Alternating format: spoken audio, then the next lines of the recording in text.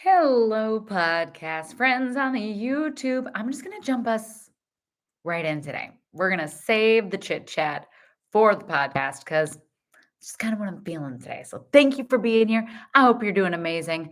Let's dive in, get this puppy started. Hello, and welcome to the Fit After 40 Women's Fitness and Health Revolution podcast. Kinsey here, certified personal trainer and menopause coaching specialist. And I am, as always, delighted to be here with you on this very day, whatever day it is. It doesn't really matter. I'm happy to be here whenever. I am going to just jump right in today and skip life updates because, little life. I lied. It's 36 in Minnesota right now, 36 degrees, which some of you who are not in Minnesota are like, oh my gosh, terrifyingly cold. And to those of us in Minnesota, we're like spring break because this weekend was sub-zero. Basically, my dog is ready to WALK for hours and hours. I can't say the word because he's gonna go ham. Basically, there will be chaos. So he's itching to get outside. And honestly, after this weekend, I did go outside to walk him, but I didn't spend too much time outside. So I too am looking forward to this walk. So we're just gonna jump right in. I don't know if you could hear that in the background. He just dropped a ball for me to play with. So hey, little guy, I'll be with you shortly. Plus, I'm just so stinking excited about today's episode. I was having a conversation with a client the other day about the importance of muscle in menopause. Go figure.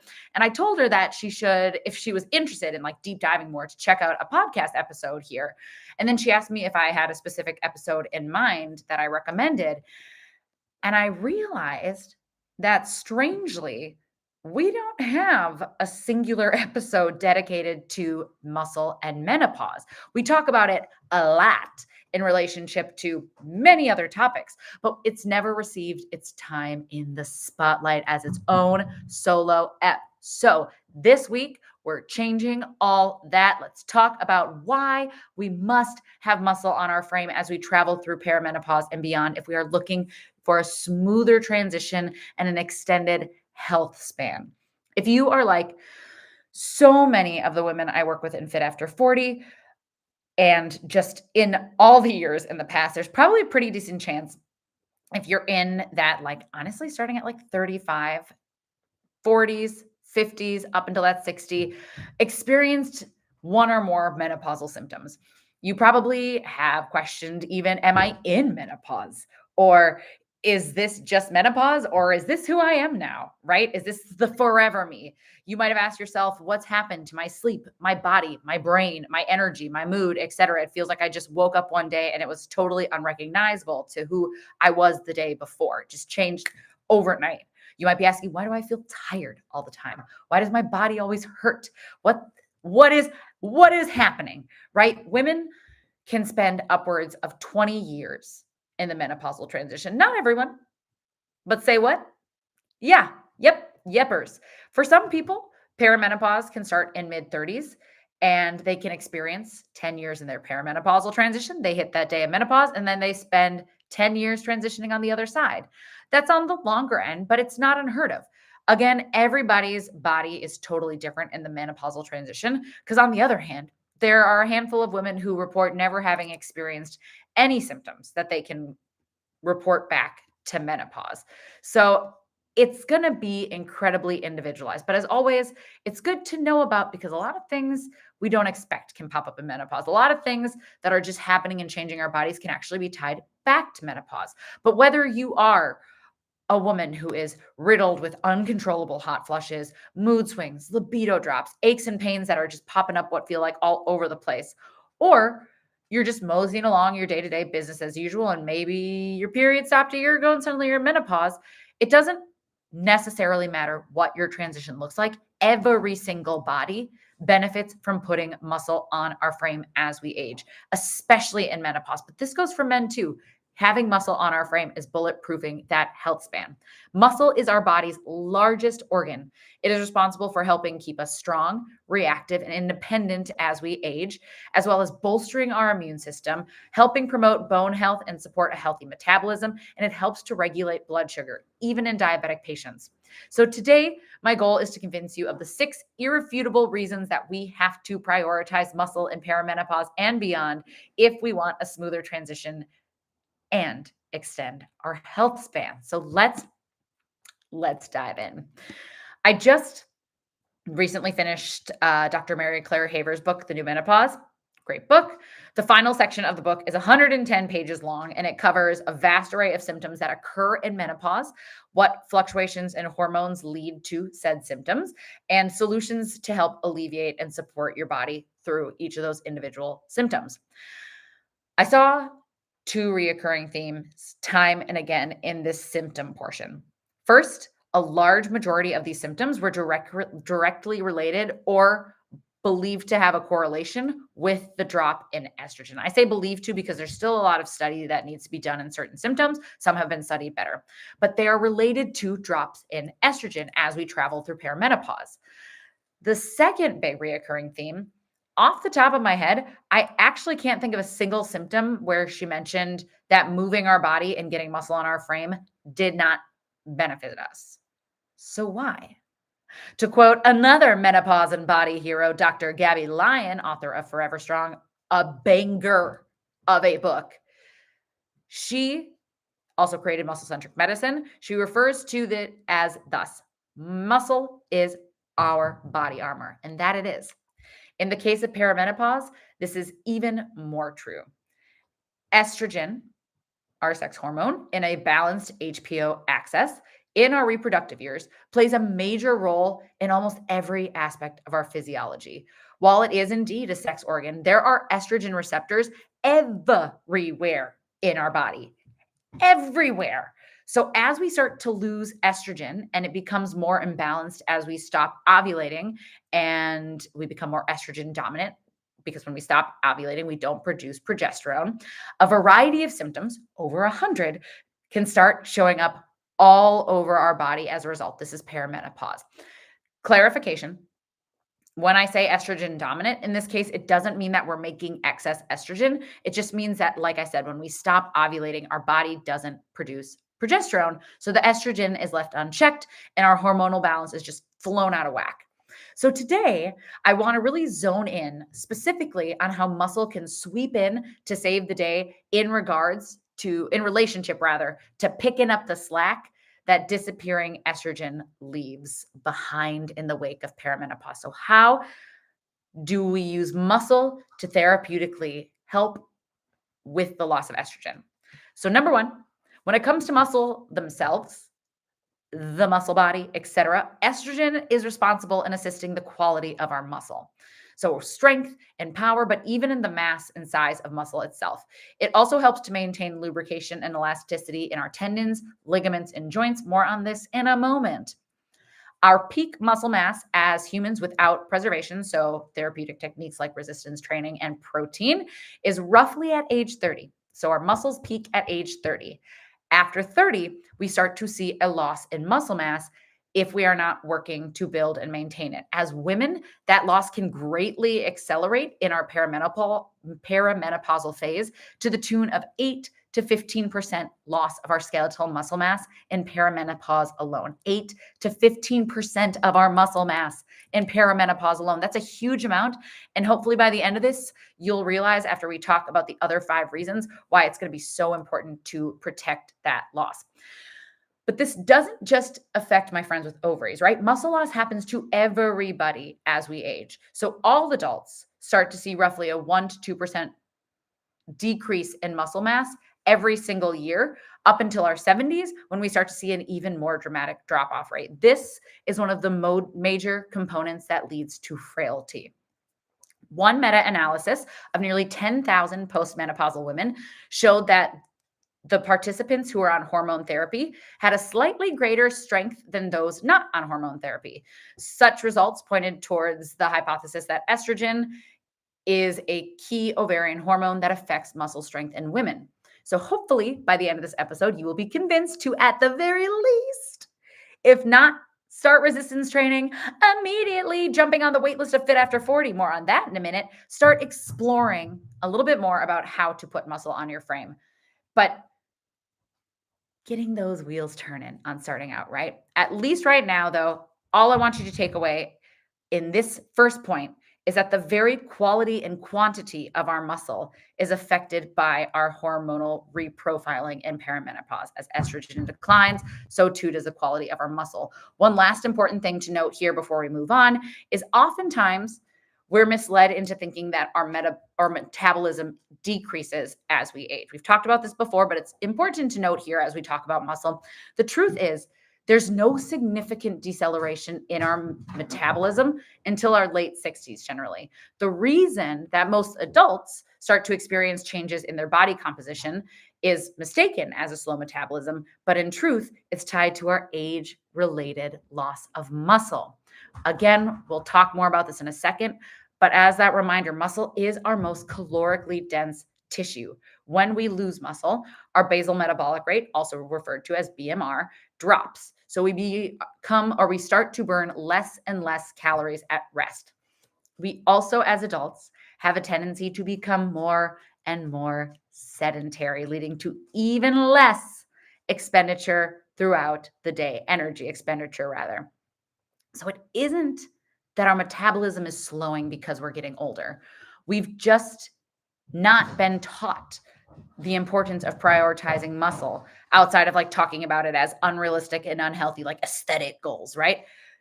Nor have we been taught in society, really, the power of movement as literal medicine against almost every form of chronic disease and illness, from heart disease to type 2 diabetes to dementia to cancer and beyond. Okay, moving on to number 2, why we need to have muscle through perimenopause. Muscle improves metabolic rate. So we just touched on the first reason, right? Muscle increases that BMR, the amount of energy that it takes to literally just exist, right? It takes fuel to make our heart pump, to use our eyes, to fire our central nervous system, all of it, to run to breathe, right? That all takes energy. So that brings us to why. Why is there this increase in BMR if we have more muscle? As we said, muscle is the most calorically expensive tissue that we have. So it takes more calories to fuel a body with muscle. The more muscles you have, the more calories you burn at rest. Post-exercise alone, our muscles will continue to utilize calories, because calories are our body's energy, anywhere from 24 to 48 hours post-workout when we're looking at strength training. Strength training and developing muscles, another big piece of the metabolic equation. Strength training and developing muscles also help to target reduction of visceral fat. So that's going to be that deep belly fat around your internal organs, like the liver, the intestines, and the pancreas. It's the one where you go to pinch it and you can't really pinch it. It's really tight, makes the midsection feel hard. Newsflash, before I dive in, this is 1,000% not me pushing skinny culture. It is me pushing health culture, because visceral fat is incredibly dangerous. It is metabolically active. It releases harmful inflammatory chemicals that significantly increase risks for type 2 diabetes, heart disease, high blood pressure, and stroke. So the more that we can get this under control, the healthier your system is going to be overall. Women, we tend to see an increase in visceral fat in perimenopause because estrogen, here it comes again, during our reproductive years, helps to store excess fat into our butt and our hips so that it keeps the womb space open and safe for potentially growing a kiddo. As we experience that drop in estrogen as a result of perimenopause, which happens, remember, perimenopause happens as a result of our ovaries starting to go offline, we begin to store fat more like men, viscerally and in our midsection. It's also an incredibly stubborn tissue to get rid of. Visceral fat is because it's metabolically active. It uses energy. So it can be a really tricky thing.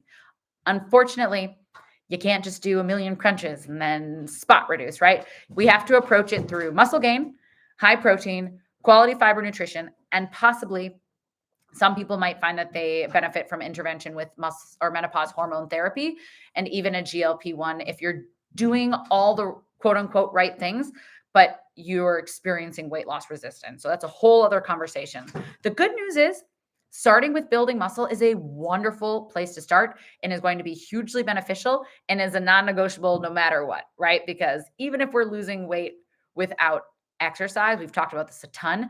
When we lose weight and we're not resistance training, we're losing muscle. So we're starting to drop that BMR and we're getting rid of all of its other health benefits. Visceral fat, however, is not the only culprit when it comes to body comp changes in perimenopause. So let's chat number 3 of our irrefutable reasons for having muscle on our frame. Muscle helps with blood sugar stabilization. Whoa, what? Estrogen, during our premenopause years, also helps with blood sugar stabilization by increasing our insulin sensitivity and helps protect us from type 2 diabetes. A study published by the American Diabetes Association points out premenopausal women exhibit enhanced insulin sensitivity and reduced incidence of type 2 diabetes compared with age-matched men.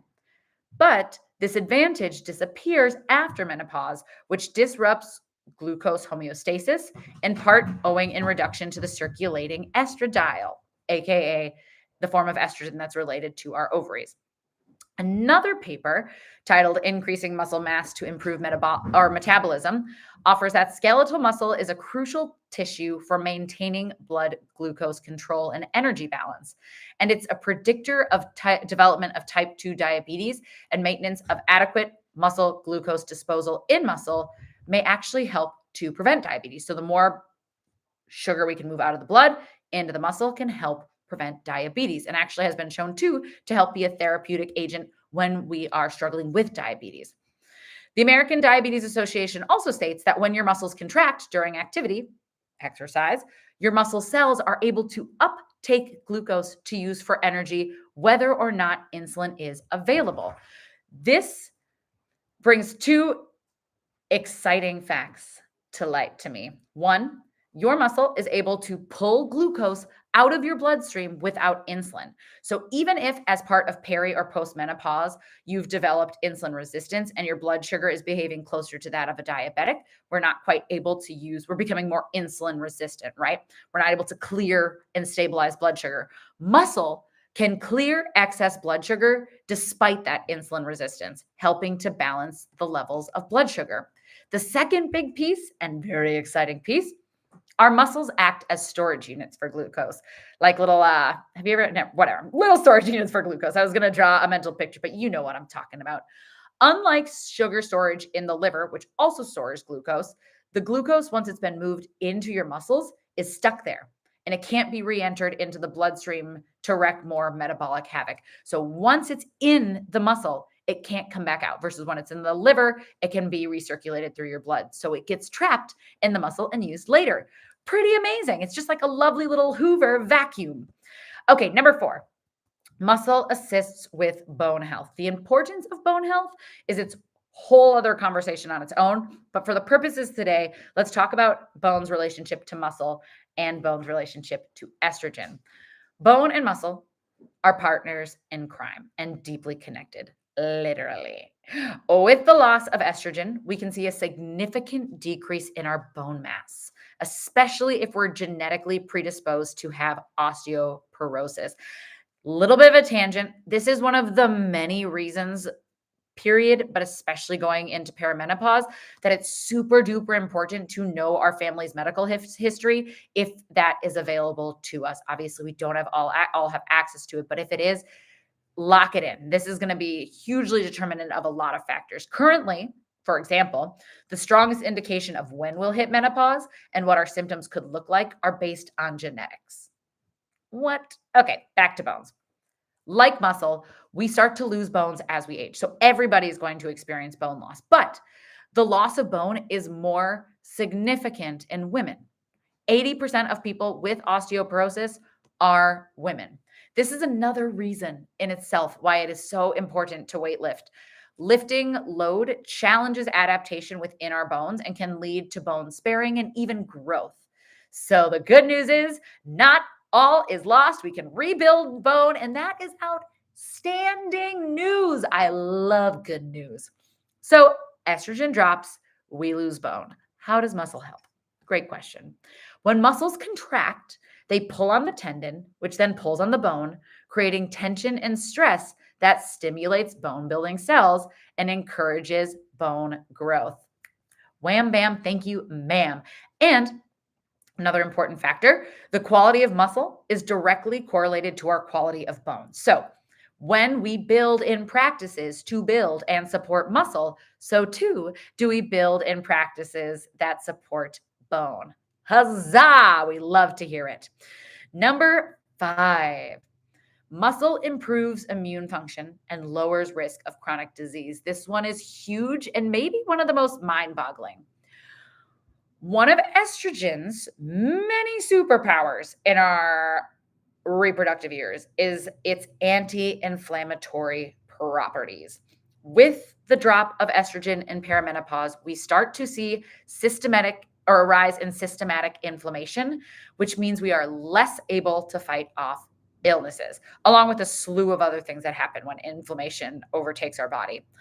When muscles contract during exercise, they release cytokines that signal the immune system. These molecules help control inflammation. They prevent chronic inflammation that weakens immunity and promote the movement of immune cells. An article in the Frontier of Physiology also points out that since the 1970s, many studies have showed the importance of regular exercise and physical activity in increasing the body's ability to fight opportunistic infections, as well as a strategy to fight established diseases. That's exercise, building muscle. Huzzah! The interaction was mainly attributed to the glutamine, a non-essential amino acid, so an amino acid produced by active skeletal muscle and primarily consumed by rapidly dividing cells, including lymphocytes, which are crucial white blood cells. So think B cells, T cells, natural killer cells in our immune system. And monocytes and macrophages, which are key immune cells in our mononuclear phagocyte system that originate from our bone marrow. So our bone also is important for our immune system. There's that bone health again. But those glutamine are the main source of energy for both the lymphocytes and monocytes, macrophages. And that's not all. This paper goes on to state that skeletal muscle is an essential source of interleukin 6 with anti-inflammatory properties, regulating the function of the immune cells after tissue injury and the healing process. So who knew? Who knew that muscle was for so much more than wearing that super sexy strapless dress at our daughter's wedding, right? It's also an endocrine organ, and a major, major immune system protector. This is huge. Not to mention, with the regulation of blood sugar, excess blood sugar causes inflammation in the body as well. So getting that blood sugar more regulated just naturally starts to bring down inflammation as well. The last piece that I am arguing that it is irrefutable that we need to have muscle on our frame as we head into perimenopause and beyond, no matter what age, we can get started at any age, is for better mobility and balance. You might be thinking like, what? This sounds kind of lame compared to all those heavy hitters you hit. Stay tuned. At the end, we'll explain why this one is super duper important. So, one of the most common symptoms associated with peri and postmenopause is musculoskeletal pain, including aching, stiffness, sharp and burning pain, muscle spasms, weakness, reduced movement, often with swelling, redness, warmth, disrupting sleep and daily function, and affecting bones, muscles, joints, ligaments, and tendons. It can just really bring down the day, right? Frozen shoulder, that's a pretty common thing as well. Muscles help with mobility on their own by helping support through the joints, keeping proper alignment in our skeleton, and the act of strengthening muscles can help to maintain and develop mobility. So mobility is the unassisted control that we have over a joint. Flexibility is like I can lift my leg over my head because I'm assisting it with my leg, with my hand. I'm holding it. I'm flexible. Mobility is I'm not using anything. This is the range of motion my joint is able to move through actively on its own with control. Mobility is very much a move it or lose it situation, and a little goes a long way. This month, every month in Fit After 40 small group personal training, we do a specialized workshop that deep dives on educational portions of perimenopause and beyond. Last month, we focused in on all the benefits of protein and so much more. This month is menopause and mobility. It is a huge, we might do a podcast episode on it because it's that big of a deal. I always say that we need to strength train. And to be better at strength training, we need to mobilize, right? It keeps our joints healthy. It also allows us to get into better ranges of motion, better results down the line. And it just keeps our skeleton healthy for forever. We've also started adding into Fit After 40 mobility Sundays, partially because I know how important mobility is. But when your week is full, one of the hardest things for this kid is to fit in mobility. So selfishly, and for all of my clients who are feeling very much the same, where they know they need to be mobilizing, but they just can't fit it in their schedule, we're doing a Sunday mobility session. So it's important. So what about balance? One paper titled Balance in Transition, Unraveling the Link Between Menopause and Vertigo does a great job of breaking down the relationship between estrogen and balance. It says the intricate dance between estrogen and the central nervous system involves the modulation of neurotransmitters, neural plasticity, and neural protection.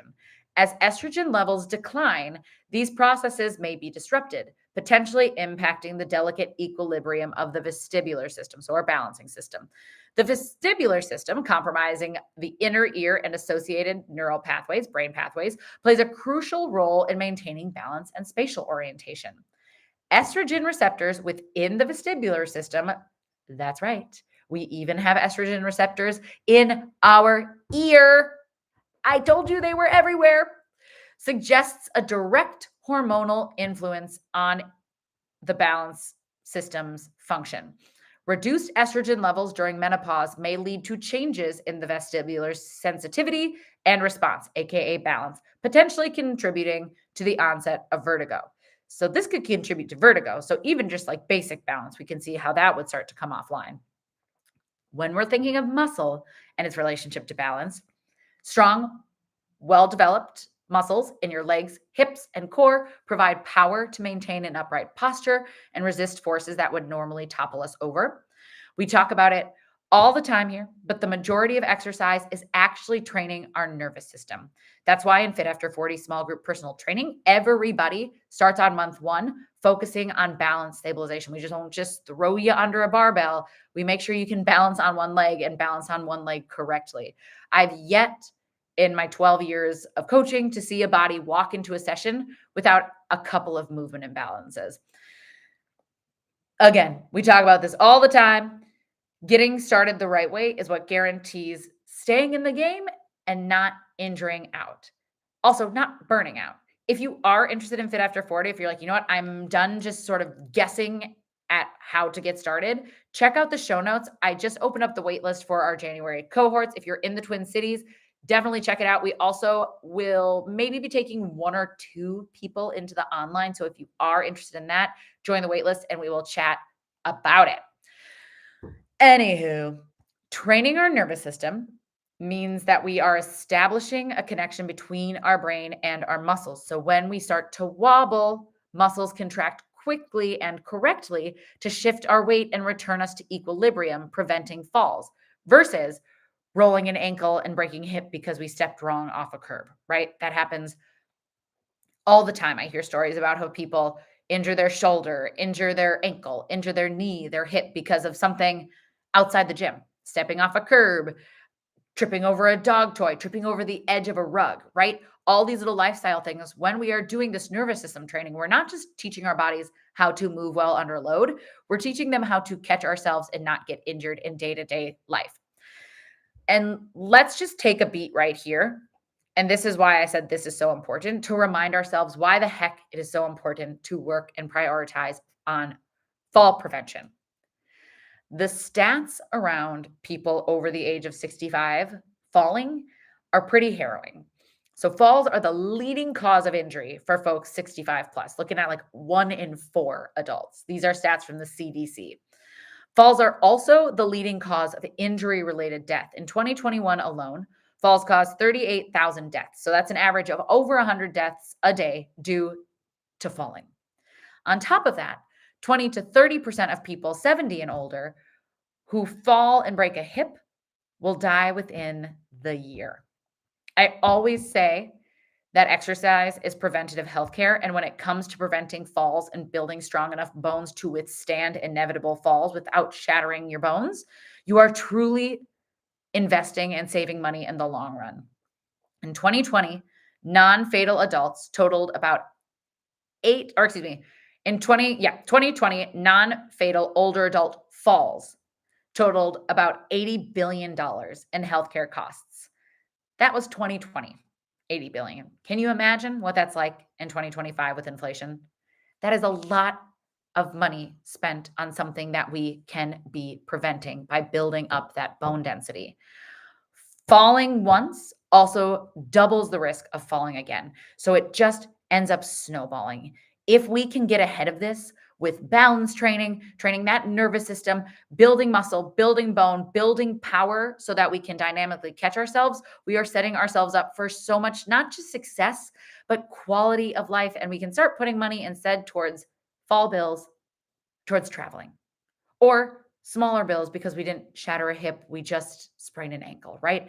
It's hard to hypothetically convince someone that they are being proactive in hypothetical healthcare. But if we take a second and think about people in our lives, every single one of us probably knows someone who has fallen,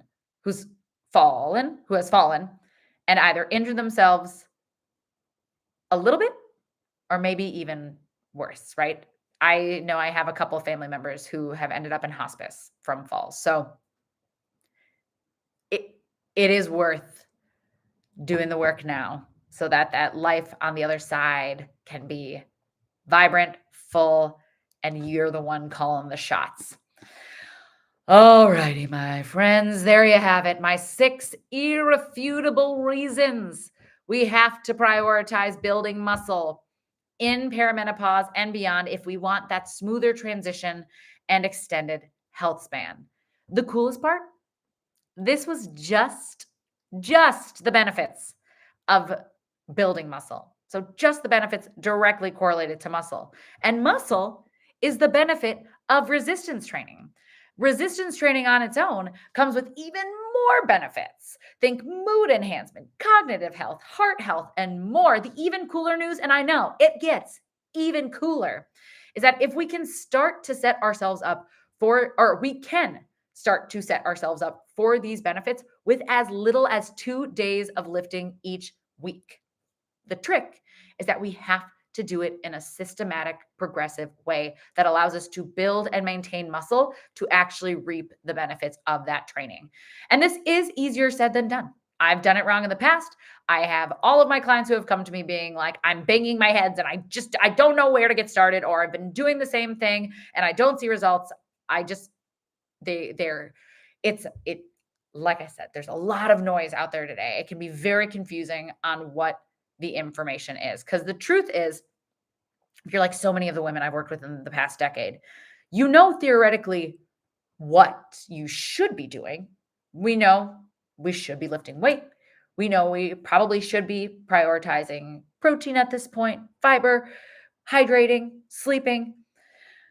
But again, the issue these days isn't that we don't have the information anymore. It's that we have too much information. And a lot of times it's conflicting information, right?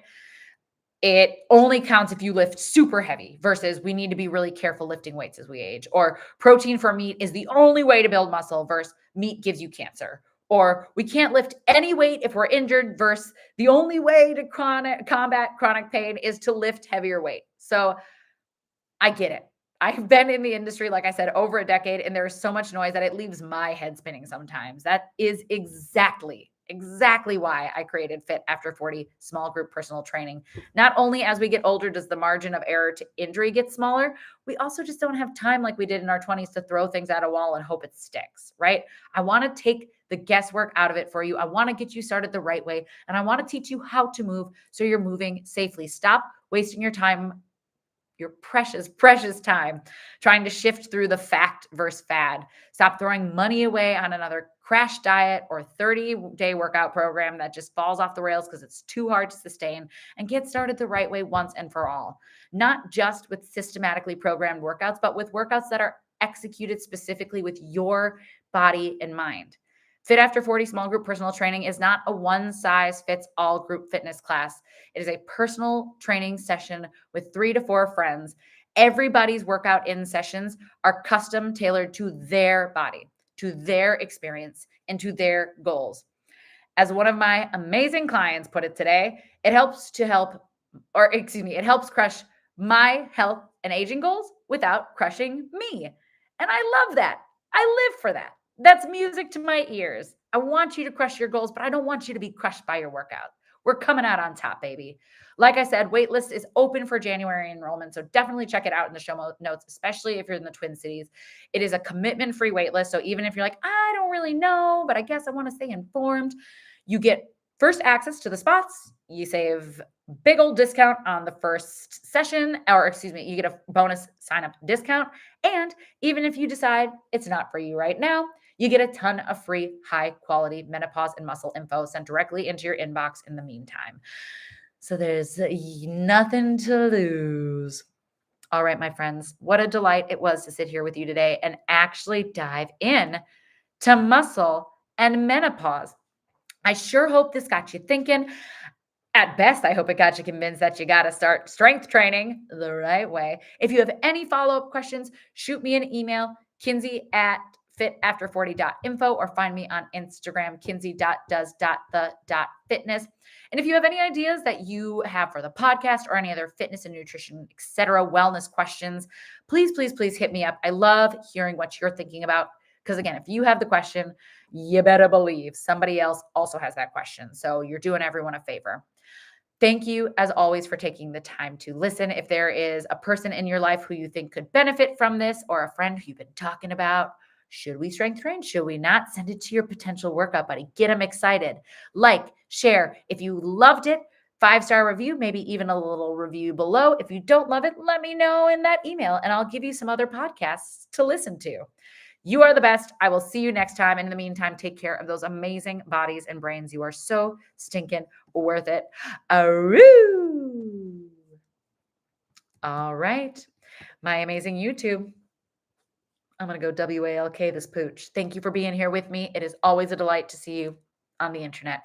Again, questions, comments, things that you would like me to address on the podcast, go ahead and drop them in the comment section. And I would love to get some feedback on what questions you have, things you're curious on.